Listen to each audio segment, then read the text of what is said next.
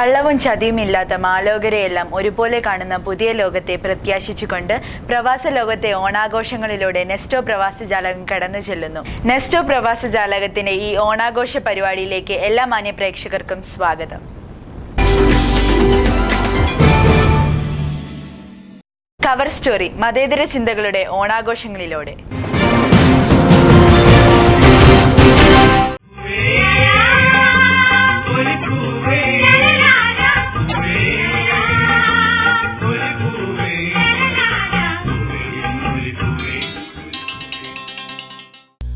ഓണം നമ്മുടെയൊക്കെ ഓർമ്മകളിൽ ഗൃഹാതുരമായി പതിഞ്ഞുകിടക്കുകയാണ്.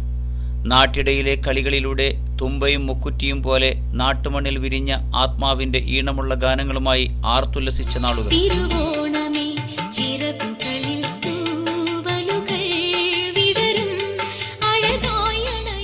സ്വയം തേടിച്ചെന്ന് പറിച്ച പൂക്കൾ കൊണ്ടാണ് അന്നൊക്കെ നമ്മൾ പൂക്കളമിട്ടത്. നല്ല സുഗന്ധം പരത്തിയിരുന്ന നൈർമല്യത്തിന്റെ പൂക്കൾ. ഒറ്റനാൾ പ്ലാസ്റ്റിക് പൂക്കളമിട്ട് അന്ന് തന്നെ തൂത്തുവാരുന്ന ഇന്നത്തെ തമാശ അന്ന് നമ്മൾക്ക് വശമില്ലായിരുന്നുവല്ലോ. വാളയാറിനപ്പുറത്ത് നിന്ന് കൃത്രിമ പൂവുകളും അരിയും പച്ചക്കറിയും അടയും വരുന്നത് കാക്കാതെ സ്വന്തം തൊടിയിൽ നിന്ന് തന്നെ ഇതൊക്കെ സ്വന്തമാക്കിയിരുന്ന ആ നല്ല നാളുകൾ എത്ര പെട്ടെന്നാണ് അസ്തമിച്ചു പോയത്.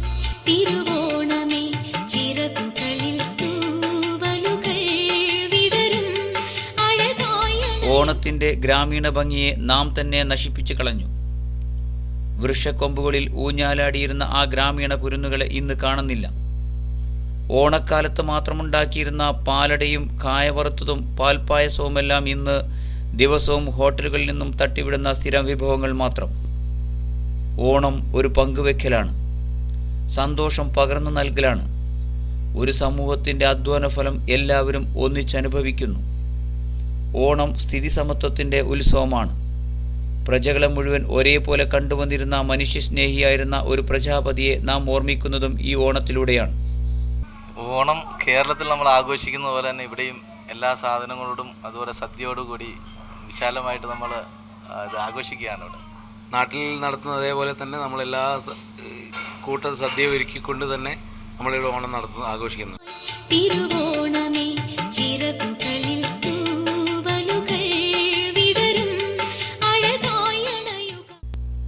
വൈദ്യുതാലങ്കാരത്തിൻ്റെ അടിപൊളി സ്റ്റേജ് പ്രോഗ്രാമുകളിലൂടെയും വെള്ളമടിച്ച് ബോധം മറഞ്ഞ് ഇടവഴികളിൽ വീണുകിടക്കുന്നതുമാണ് ആധുനികന്റെ ഓണാഘോഷ കലാപരിപാടികൾ. ഉത്സവങ്ങൾ സംസ്കാരത്തിൻ്റെ അടയാളമാവണം. ജാതി വർഗ വർണ്ണ വ്യത്യാസങ്ങൾക്കപ്പുറത്ത് സാമ്പത്തിക ഉച്ചനീചത്വങ്ങൾക്കുമെതിരെ മാനവികതയുടെ മുദ്രാവാക്യം ഓണം ഉദ്ഘോഷിക്കേണ്ടതുണ്ട്. വൈവിധ്യമുള്ള പൂക്കൾ കൊണ്ട് പൂക്കളം തീർക്കുന്നത് പോലെ തന്നെ വ്യത്യസ്ത കാഴ്ചപ്പാടുകൾ പേറി നടക്കുന്ന ഒരു സമൂഹത്തിൻ്റെ ഐക്യപ്പെടൽ തന്നെയാണ് ഓണം. റിയാദിലെ വിവിധ സംഘടനകളുടെ ഓണാഘോഷങ്ങളും ഈ ചിന്തയിലേക്ക് തന്നെയാണ് നമ്മെ നയിക്കേണ്ടത്.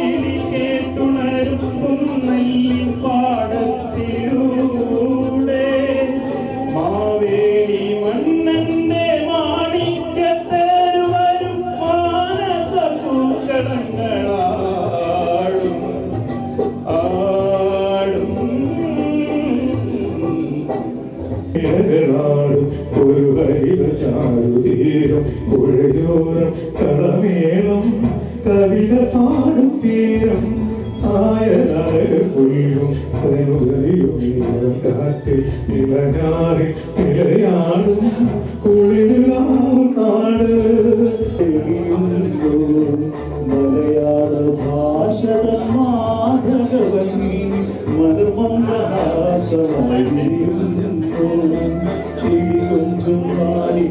ഗ്രാമീണ ശൈലി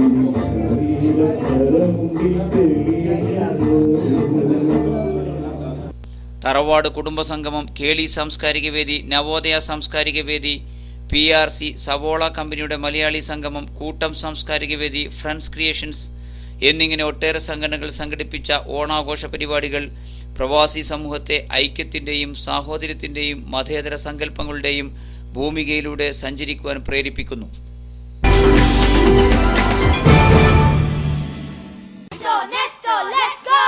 This is where the family makes merry.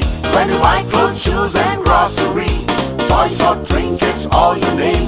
Shopping here is the whole you get. Nesto, Nesto, the family store next door.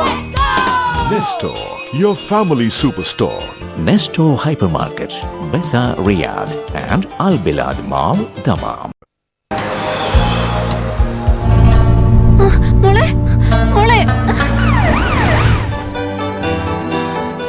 നൂതന സാങ്കേതികതയുടെ സഹായത്താൽ തക്ക സമയത്ത് രോഗനിർണയം നടത്തി ചികിത്സിച്ചതുകൊണ്ട് എന്റെ കുട്ടി ഇപ്പൊ സേഫാണ്.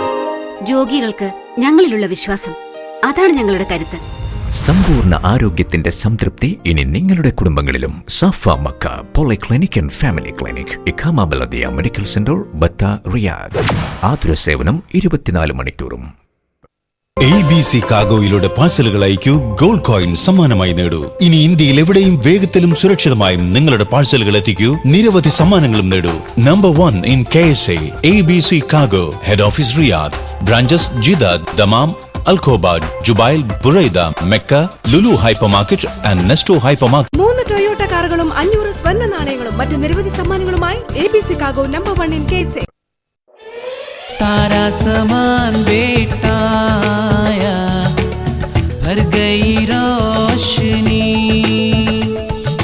गाँव वालों का साथी स्टारडस्ट टॉर्च, गाँव वालों. Stardust, torch and emergency lamps, brightening the future.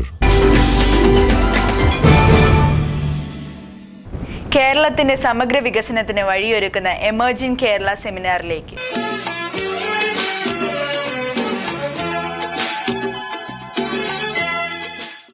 Emerging Kerala investment മീറ്റിലെ അപാകതകൾ പരിഹരിച്ചുകൊണ്ട് കൂടുതൽ സുതാര്യമായി സംസ്ഥാനത്തിൻ്റെ വികസനത്തിനു വേണ്ടി ലക്ഷ്യത്തിലെത്തിക്കണമെന്നും പ്രവാസി പുനരധിവാസത്തിനും ചെറുകിട വൻകിട വ്യവസായങ്ങളുടെ നിലനിൽപ്പിനും എമർജിംഗ് കേരള അനിവാര്യമാണെന്നും റിയാദിൽ സംഘടിപ്പിച്ച ഫ്രണ്ട്സ് ക്രിയേഷൻ സെമിനാറിൽ പങ്കെടുത്തവർ ആവശ്യപ്പെട്ടു.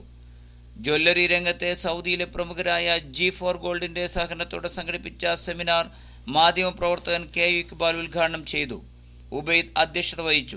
സംസ്ഥാനത്തിലെ അടിസ്ഥാന വർഗത്തെ അവഗണിച്ചുകൊണ്ടും വ്യാപകമായ വനം കയ്യേറ്റത്തിനും നെൽകൃഷി നികത്തുവാനും ആയിരങ്ങളെ കുടിയൊഴിപ്പിക്കുവാനും സംസ്ഥാനത്തെ പരിസ്ഥിതിക്ക് കോട്ടം തട്ടാനും അവസരമൊരുക്കുന്ന എമർജിംഗ് കേരള സംസ്ഥാനത്തിൻ്റെ അന്തരീക്ഷത്തിന് പാകമാണോ എന്ന് പുനഃപരിശോധിക്കേണ്ടതുണ്ടെന്നും K. ഇക്ബാൽ പറഞ്ഞു.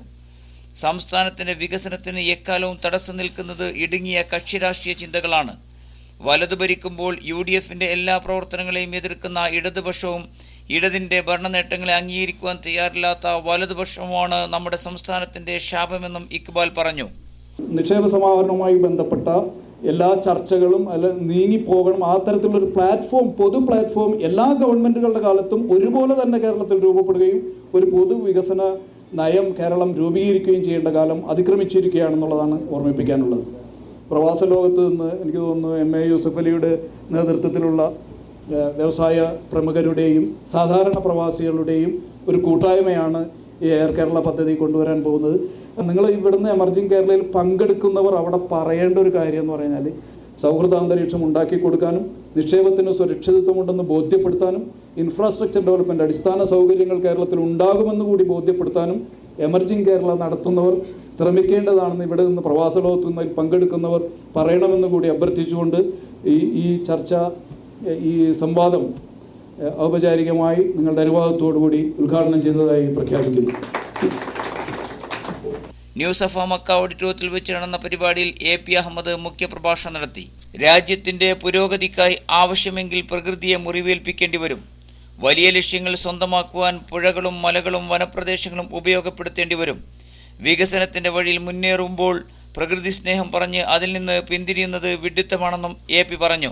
ആത്മാർത്ഥമായി തന്നെ വികസന പ്രവർത്തനങ്ങൾക്ക് എതിരായി ഈ പരിസ്ഥിതിയുടെ ഒരു വാദമുയർത്തുന്നവരുടെ പക്ഷത്ത് തന്നെ അവരുടെ മുഴുവൻ ആത്മാർത്ഥതയും ഉൾക്കൊണ്ടുകൊണ്ട് അവരുടെ ഒന്നും ഉദ്ദേശശുദ്ധിയെ ചോദ്യം ചെയ്യാതെ തന്നെ മാറി വരുന്ന കാലത്തിൻ്റെ ഒരു കാര്യം എനിക്ക് സൂചിപ്പിക്കാനുണ്ട്. അത് കാണേണ്ടതാണ്. എനിക്ക് തോന്നുന്നു 2 കാര്യങ്ങൾ നടക്കുന്നില്ല. ഒന്ന്, പരിസ്ഥിതി എന്ന് പറയുന്നത് പ്രകൃതിയും മനുഷ്യനും തമ്മിൽ ഒരു സന്തുലനം വേണം എന്നത് ശരിയാണ്. പക്ഷേ ആത്യന്തികമായി നമ്മൾ മറന്നു പോകുന്നൊരു കാര്യം, മനുഷ്യൻ്റെ സൗകര്യത്തിന് വിനിയോഗിക്കാനുള്ള വിഭവം തന്നെയാണ് പ്രകൃതി. 2, ഏറ്റവും ദീർഘകാലം അനന്തകോടി തലമുറകൾക്ക്, നമ്മുടെ വരുന്ന തലമുറകൾക്ക് കൂടി ഉപകാരപ്പെടുന്ന മട്ടിൽ പരമാവധി ചെലവ് കുറച്ച് പരമാവധി പരിക്ക് കുറച്ച് പ്രകൃതിയെ ഉപയോഗിക്കണം എന്ന് മാത്രമേ മനുഷ്യനും പ്രകൃതിയും തമ്മിലുള്ള വാദമുള്ളൂ. മറിച്ച് പ്രകൃതിയെ തൊടാനേ പാടില്ല എന്ന് പറഞ്ഞാൽ വികസനം എന്ന് പറയുന്ന ഒരു സംഗതിയെക്കുറിച്ച് ആലോചിക്കാനേ പറ്റില്ല. കേരളത്തിൽ ഇപ്പോൾ നടക്കുന്ന പല കാര്യങ്ങളും അങ്ങനെയാണ്. പ്രകൃതിയെ നോവിക്കാതെ, പ്രകൃതിയെ തൊടാതെ, പ്രകൃതിയെ സ്പർശിക്കാതെ നമുക്കൊരു വീടിന് തറകെട്ടാൻ കഴിയില്ല, നമുക്കൊരു കിണർ കുഴിക്കാൻ കഴിയില്ല. അതുകൊണ്ട് ഒരു വികസനം മനുഷ്യൻ പെരുകുമ്പോൾ ഒരു തർക്കവും വേണ്ട. ഇത്തിരി പോകുന്ന കേരളത്തിൻ്റെ മണ്ണ് വീതം വെച്ച് തീരും. ഇപ്പം നമുക്കുള്ള തർക്കം ഇതൊക്കെ കൂടി കോർപ്പറേറ്റുകൾ വന്ന് വാങ്ങുന്നുണ്ടോ, അതിനുള്ള സൗകര്യങ്ങൾ ആരെങ്കിലും ഒരുക്കി കൊടുക്കുന്നുണ്ടോ എന്നതാണ്. ആ ആശങ്കകളും ജാഗ്രതകളൊക്കെ പുലർത്തിയാൽ പോലും ഇന്നല്ലെങ്കിൽ നാളെ കേരളത്തിലെ മനുഷ്യൻ തന്നെ കേരളത്തിലെ മണ്ണ് വീതം വെച്ച് തീർക്കുകയും ആ മണ്ണ് തീരുമ്പോൾ നമ്മൾ പുതിയ കിളിക്കൂടുകളിലേക്ക് താമസം മാറ്റുകയൊക്കെ ചെയ്യും. മനുഷ്യൻ അങ്ങനെ അതിജീവനത്തിൻ്റെ ഒരു വലിയ പാഠങ്ങൾ പഠിച്ചു വന്നത്. ഇതിനെ എതിർക്കാൻ നിൽക്കുന്നവർക്ക് എതിർക്കുക എന്നതല്ലാതെ മനുഷ്യൻ്റെ വികസനവുമായി ബന്ധപ്പെട്ട വളരെ ദീർഘമായ വളരെ മൗലികമായ കാഴ്ചപ്പാടുകൾ ഇല്ലാത്തവരാണ് എന്ന ഒരു വസ്തുത കൂടി. ഗൾഫ് മലയാളികൾ സമർപ്പിച്ച ഒട്ടേറെ പദ്ധതികൾ ഉൾപ്പെടെ രാജ്യത്തിൻ്റെ മുഖച്ഛായ തന്നെ മാറ്റുവാൻ സാധ്യതയുള്ള എമർജിംഗ് കേരള ആധുനിക കാലത്തോടൊപ്പം സഞ്ചരിക്കുവാൻ കേരളത്തിന് അവസരമൊരുക്കുമെന്നും ലോകം മുഴുവൻ മാറിക്കൊണ്ടിരിക്കുമ്പോൾ കേരളത്തിന് മാത്രമായി ഈ മുന്നേറ്റത്തിൽ നിന്ന് മാറി നിൽക്കുവാൻ സാധ്യമല്ലെന്നും അന്താരാഷ്ട്ര എനർജി ഫോറത്തിൻ്റെ പ്രതിനിധി ഇബ്രാഹിം സുബ്ഹാൻ വ്യക്തമാക്കി. വികസനവും കരുതലും എന്ന UDFന്റെ മുദ്രാവാക്യം എമർജിംഗ് കേരളയിലൂടെ പൂർത്തീകരിക്കുമെന്നും സംസ്ഥാനം നേരിടുന്ന ഒട്ടേറെ പ്രശ്നങ്ങൾക്ക് ഈ മീറ്റ് പരിഹാരം കണ്ടെത്തുമെന്നും നോർക്ക സൗദി കൺസൾട്ടന്റ് ഷിഹാബ് കുട്ടുകാട് പറഞ്ഞു. സർക്കാരിൻ്റെ നികുതിപ്പണം കൊണ്ട് മാത്രം വികസനം പറ്റില്ലെന്നും വൻകിട പദ്ധതികളിലൂടെ വന്നെത്തുന്ന പണം സാധാരണക്കാരൻ്റെ ആവശ്യങ്ങൾക്കായി ഉപയോഗപ്പെടുത്തുന്ന തന്ത്രമാണ് UDF പരീക്ഷിക്കുന്നതെന്നും ഷിഹാബ് പറഞ്ഞു. എമർജിംഗ് കേരള എന്ന് പറയുന്നത് ജസ്റ്റ് വിവാദങ്ങളുടെ പിറകെ പോകാതെ അതിൻ്റെ സത്യം എന്താണെന്ന് മനസ്സിലാക്കാത്തവരാണ് ഈ വിവാദങ്ങൾ ഉണ്ടാക്കി ഈ കേരളത്തിൻ്റെ വികസനം തടയിടുന്നതിന് വേണ്ടിയുള്ള ശ്രമങ്ങൾ നടത്തുന്നതാണ് എനിക്ക് പറയാനുള്ളത്. കാരണം നമ്മുടെ നാട് എത്ര വികസനത്തിന് ശ്രമിച്ചാലും പണ്ട് മുതലേ വികസന ശബ്ദങ്ങൾക്കെതിരായി നിന്നുകൊണ്ട് പ്രവർത്തിച്ചവർ പലരും അതിനുശേഷമാണ് ഉൾക്കൊള്ളാൻ സാധിച്ചിട്ടുള്ളത് എന്ന് നമ്മൾ മനസ്സിലാക്കുക.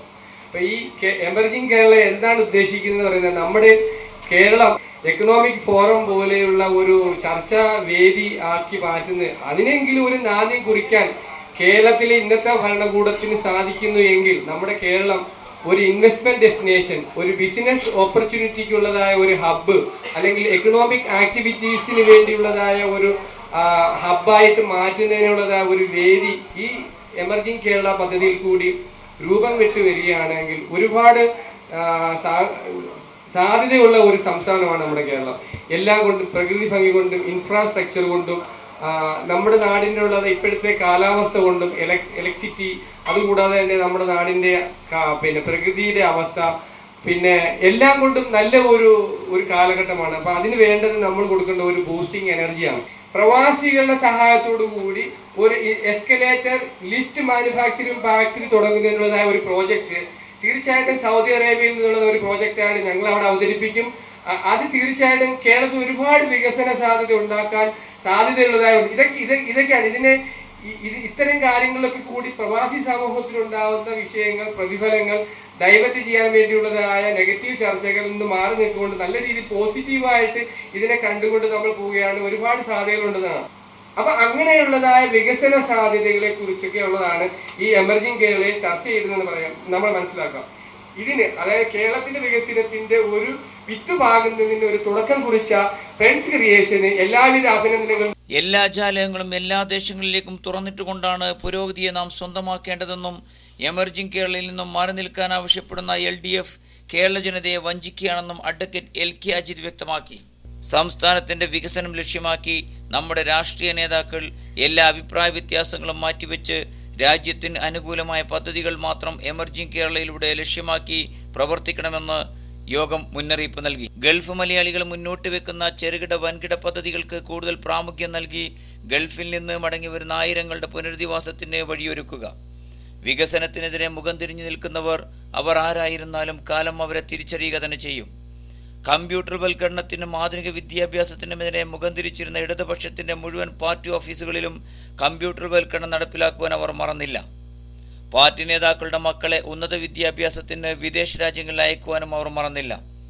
ഇടതുപക്ഷ ഭരണകാലത്ത് കോർപ്പറേറ്റുകൾക്ക് കേരളത്തിൻ്റെ മണ്ണും വിണ്ണും വിൽപ്പന നടത്തിയ LDF ഇപ്പോൾ എമർജിംഗ് കേരളക്കെതിരെ വാളെടുക്കുന്നത് കാണുമ്പോൾ സഹതാപമാണ് തോന്നുന്നത്. മാഷേ, ഞാൻ നല്ല അടിപൊളി ഷർട്ട് വാങ്ങി, അമ്മുവിനുള്ള ഉടുപ്പും വാങ്ങിച്ചു, ഭാവനയ്ക്കുള്ള സാരിയും വാങ്ങി. ഞങ്ങള് പോയി സിറ്റി ഫ്ലവറിലെ ആശിച്ചതെല്ലാം കിട്ടി. City Flower, Riyadh, Dammam, Hafrul Batin, Hail and Buraita.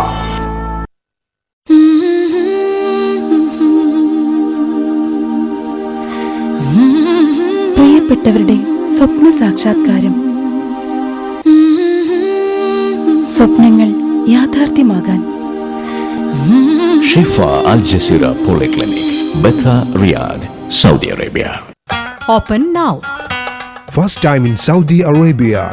G for Gold Kids and Teens Jewelry. 18 and 22 karat gold.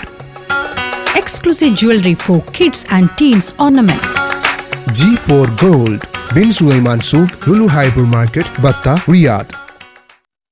അത്യാധുനിക ചികിത്സാ സൗകര്യങ്ങൾ, പ്രഗത്ഭരായ മലയാളി ഡോക്ടർമാർ, മിതമായ ചികിത്സാ നിരക്ക്, മികച്ച സേവനം. ഇക്കാമ ബലദിയ മെഡിക്കൽ സെന്റർ, ന്യൂ സഫ മഖ പോളിക്ലിനിക്, ബത്ത, ബംഗ്ലാദേശ് മാർക്കറ്റിന് സമീപം. Full information on mega offer, special price and new arrivals. www.freeshopee.com. Connecting bridge in between public and retailers. www.freeshopee.com.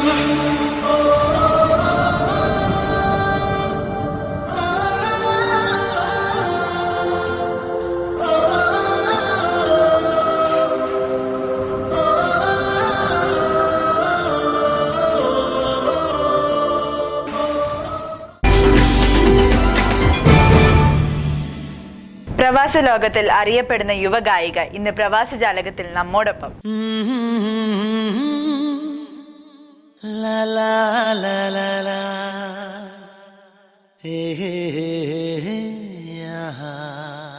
കലയോടും സംഗീതത്തോടുമുള്ള അടങ്ങാത്ത അഭിനിവേശമാണ് ഈ പ്രവാസി പെൺകുട്ടിയെ ഒരു ഗായികയാക്കി മാറ്റിയത്.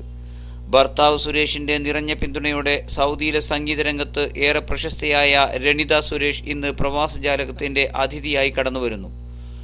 ഓരോ സംഗീത സദസ്സിൻ്റെയും അഭിരുചികൾക്കും താല്പര്യങ്ങൾക്കും അനുസരിച്ച് ഗാനശാഖയിലെ ഏത് മേഖലകളും തിരഞ്ഞെടുക്കുവാൻ ഈ ഗായിക സന്നദ്ധയാവുന്നു. നല്ല നല്ല സിംഗേഴ്സിൻ്റെ കൂടെ പാടാൻ പറ്റുന്ന അങ്ങനെ ഒരുപാട് നല്ല പ്രോത്സാഹനമാണ്. ആൾക്കാരൊക്കെ എല്ലാവരും ഓഡിയൻസ് എല്ലായ്പ്പോഴും നല്ല പ്രോത്സാഹനം തരുന്നു.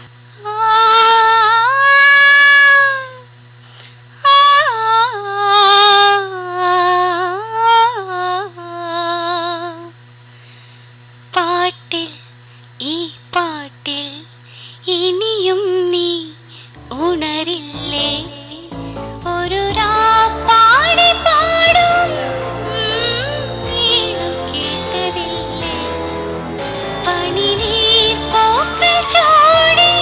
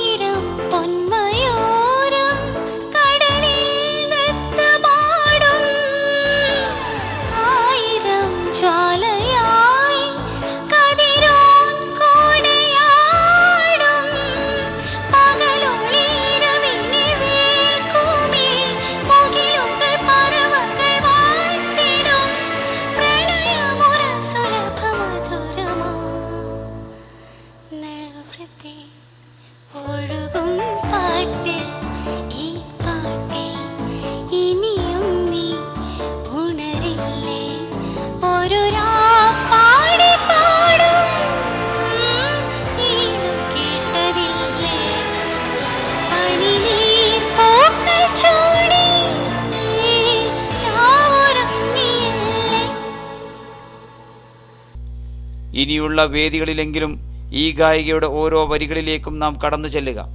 പ്രോത്സാഹനത്തിൻ്റെയും അംഗീകാരത്തിൻ്റെയും പിന്തുണയാണ് ഈ കലാകാരി നമ്മിൽ നിന്ന് ആഗ്രഹിക്കുന്നതും പ്രതീക്ഷിക്കുന്നതും.